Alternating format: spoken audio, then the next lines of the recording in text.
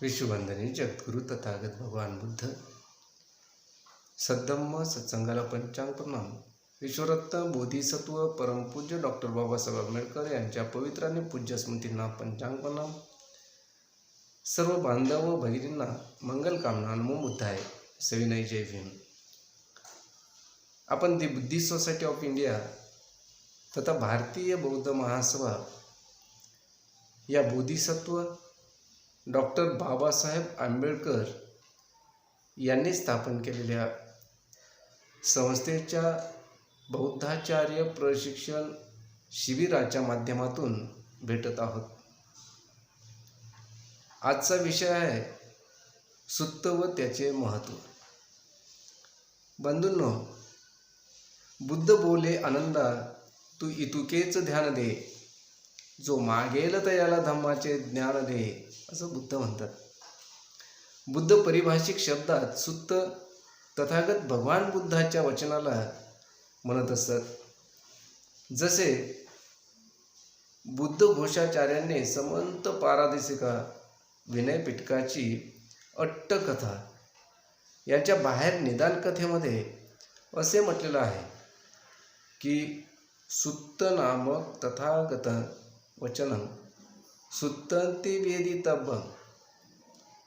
भगवान तथागतांनी आपल्या पवित्र वाणीने जे जे उपदेश दिले, आपल्या जीवनातील अनुभवाविषयी त्यांनी जे जे काही सांगितलं, ज्या ज्या व्यक्तींबरोबर त्यांचा किंवा त्यांच्या शिष्यांचा संपर्क झाला किंवा वार्तालाप झाला, ज्या ज्या प्रदेशात त्यांनी भ्रमण केलं, थोडक्यात सांगावायचं म्हणजे बुद्ध प्राप्तीपासून ते महापरिनिर्वाणापर्यंत म्हणजे 45 वर्षात तथागत भगवान बुद्धांनी जी जी जीवनचर्या राहिली, त्यांचेच यथागत म्हणजे जशाचे तसे सम्यक चित्र आपणाला सुत्तामध्ये पाहावयास मिळते. तसेच इसवी पूर्वी 6व्या आणि 5व्या शताब्दीतील भारताची सामाजिक जीवनाची परिपूर्ण ओळख आपल्याला या सुत्ताद्वारे मिळते. बुद्धांच्या समकालीन श्रमण आणि परिव्राजकांचे जीवन आणि सिद्धांतांचे विवरण, तथागत भगवान बुद्धांविषयी ज्यांचे किंवा त्यांचे मत आणि दोघांचे परस्पर संबंध साधारण जनसमूहामध्ये प्रचलित त्या काळामधले प्रचलित उद्योग आणि व्यवसाय, तसेच मनोरंजनाची साधने, कला आणि विज्ञान, आपण बघितलं त्या काळातील राजनीतिक परिस्थिती आणि राजन्यागण, तसेच ब्राह्मणांचे धर्म व धार्मिक सिद्धांत, जातीवाद, वर्णवाद, यज्ञवाद, भौगोलिक परिस्थिती, त्या काळातील गाव किंवा नगर आणि जनपद यांचे विवरण, त्यातील निवासांचे जे त्या काळामध्ये राहत होते त्यांचे जनजीवन, नद्या, पर्वत इत्यादींचे विवरण, त्यांचं साहित्य आणि ज्ञानाची अवस्था, शेती आणि व्यापार, सामाजिक रीतिरिवाज, त्याचे जीवनाचे नैतिक स्तर, त्या काळातल्या स्त्रिया, दासींच्या अवस्था इत्यादींचे विवरण आपल्याला सुत्तामध्ये भरलेलं दिसतं. सुत्तपिटकात गद्यात्मक आणि पद्यात्मक असे 2 प्रकारचे सुत्त आपल्याला बघावयास मिळतात. आध्यात्मक सुत्तांची संख्या कमी आहे, मात्र गद्यात्मक सुत्तांची शैली सगळीकडे सारखी आहे.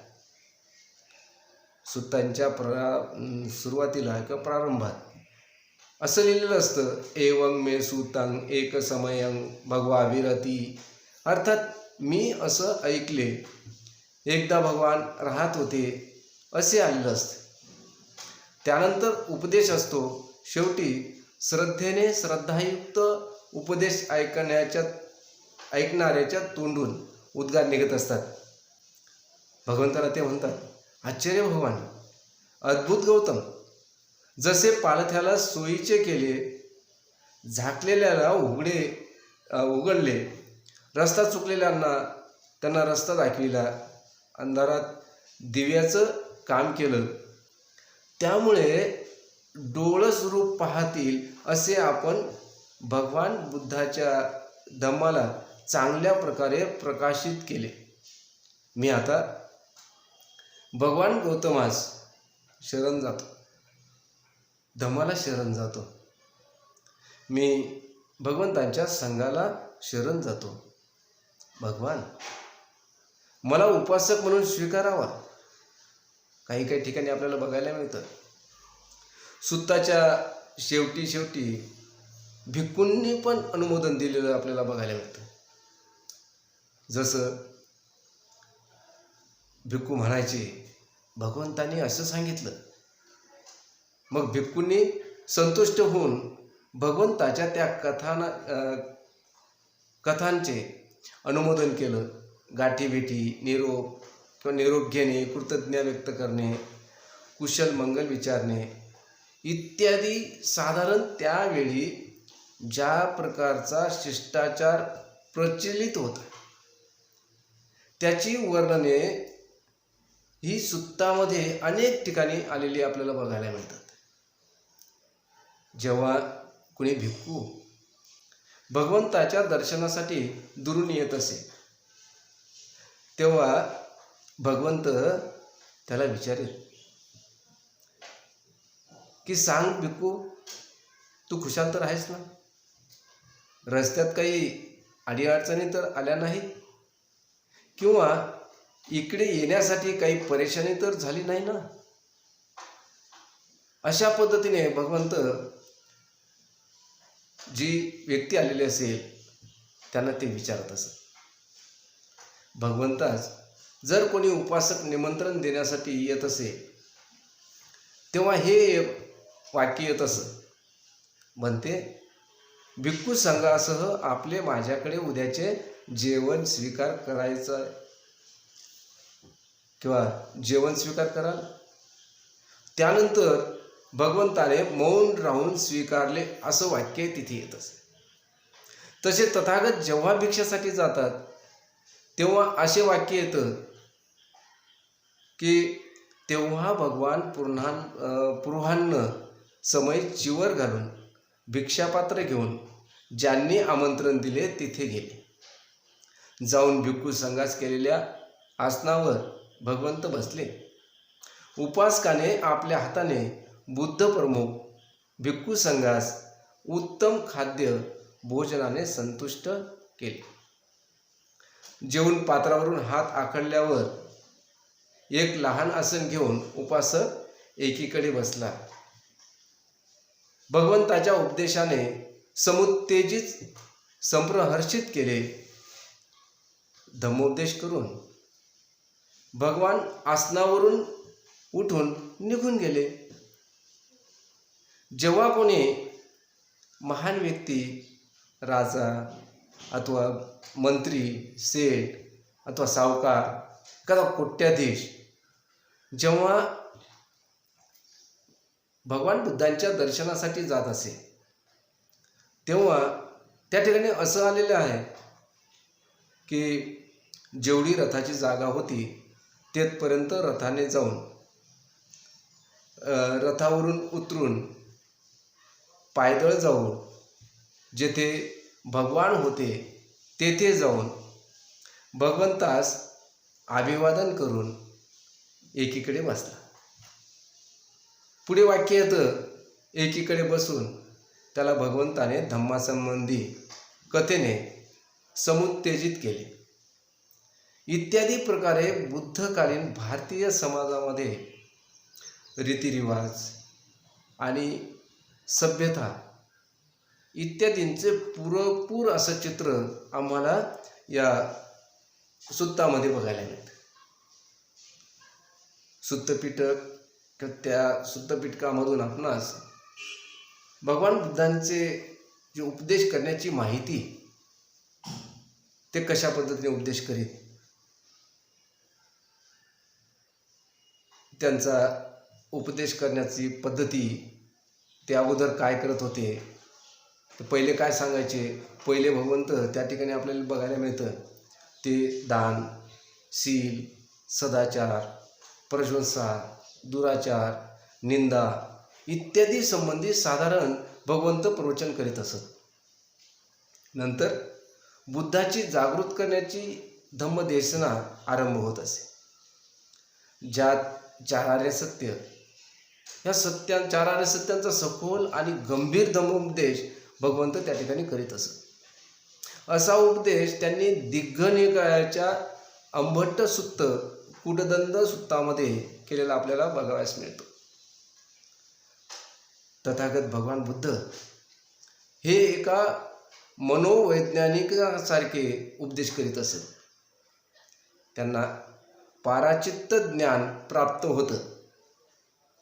अगोदर ते पाहत की जो व्यक्ती त्यांच्या जवळ आला आहे तो शेतकरी आहे का, मग सैनिक आहे का मग राजा आहे, किंवा ते त्यांच्या जीवनाशी संबंधित उपमा देत असत. त्यांना धम्माचे स्वरूप समजून सांगत असत. परिव्राजकांना किंवा दुसऱ्या कुणी मतावलंबी साधूबरोबर बोलते वेळी त्यांना मान्य असलेल्या सिद्धांताचे ते आरंभ करून आणि मग पुढे त्यांच्याकडून त्यांच्या सिद्धांतांची कमी दाखवित असत. आणि भगवंत आपले मत त्यांना पटवून देत असत. असे आपल्याला दिग्घनिकायामध्ये सामंच फल सुत्त, सोमदंड सुत्त, पोटपात सुत्त आणि तेविज्य सुत्त, तसेच मज्जिम निकायाच्या वेखनस सुत्त किंवा शुभ सुत्त, चंकी सुत्त ह्यामध्ये असेच वर्णन आलेलं आपल्याला बघायला मिळतं.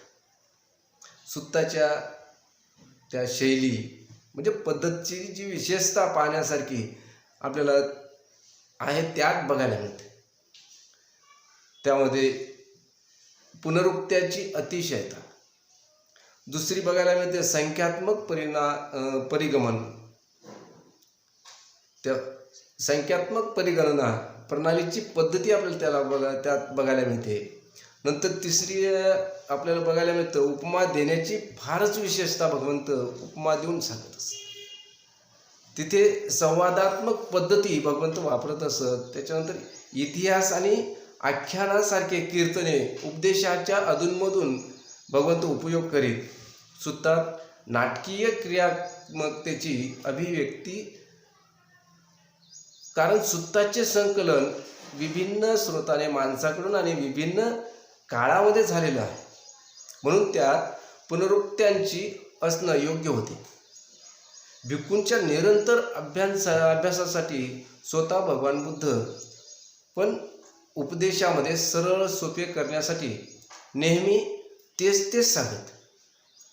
एक दोन शब्द वेगळे घेऊन तेच आणि एक वेळ फक्त एक शब्द बदलत असत. आणि जसे आपण बघतो नथी मे शरणं अय्यं बुद्धो मे शरणं वरं. दुसरी ओळ बघितली आपण नथी मे शरणं अय्यं धम्मो मे शरणं वरं. तिसरी ओळ बघितली आपण नथी मे शरणं अय्यं संघो मे शरणं वरं. असे कितीतरी सुक्त आहे की यांचे कारण होते त्यावेळी मुखपाठ करण्याची पद्धत. म्हणून अशी सुत्त पद्धती तथागताने वापरली होती. हेच कारण आपल्याला बघायला मिळतं की भानक परंपरेद्वारे त्यावेळी पिटकाच्या पिटक भिक्खूंना कंठस्थ पाठ असे. ठपेत्वा चतुरोपेते निकाये दिग्गमादिके तदन्ये बुद्धवचनं निकायो खुद्दको मतो. दिग्घ निकाय, मज्जिम निकाय, संयुक्त निकाय, तसेच ते अंगुत्तर निकाय आणि खुद्दक निकाय, यातून दिघ, मजिम, संयुक्त, अंगुत्तर हे 4 निकाय सोडून अन्य जे काही आहे ते सर्व भगवंताचं वचन आहे, बुद्ध वचन आहे असं त्याला आपण म्हणतो. आणि ते सर्व खुद्दक निकायामध्ये म्हटलं जातं. या कथानकावरून बुद्ध वचनाला बुद्ध काळात धम्म आणि विनय असं म्हणतात. तथागतांनी ज्या सुत्त आणि अभिधम्माचा उपदेश दिला त्याला धम्म म्हणत असत. आणि ज्या शिक्षापदांचा म्हणजे नियमांचा उपदेश दिला होता त्या उपदेशाला विनय असं म्हणत असत. स्वतः तथागत भगवान बुद्ध हे पण आपल्याला आपल्या उपदेशात धम्म आणि विनयच म्हणत असत. भगवंत कसे म्हणायचे, यो आनंद मया धम्मोच विनयोच देशितो पय्यसो वो ममच्चयन सत्ताती. या प्रकारे बुद्ध काळामध्ये धम्माला सुत्त आणि अभिधम्म समजत असत. प्रथम पहिल्या संगतीच्या वेळी त्यांचे विभाजन झाले व संपूर्ण बुद्ध वचन 3 भागामध्ये वाटले गेले. धम्म 2 भागात विभक्त झाला, सुत्त आणि अभिधम्म. तथागताचे सर्वसाधारण माणसासाठी बोधगम्य असणारे उपदेश संग्रहित केले गेले. ह्या उपदेशाला प्रत्येक माणूस आपल्या बुद्धीनुसार समजून घेऊ शकतो. आपण सर्व उपासक बंधू भगिनी अशा पद्धतीने विविध स्तरामध्ये व्यक्तींना समर्पक उदाहरणांसह तथागत भगवान बुद्धांनी केलेला उपदेश म्हणजेच सुत्त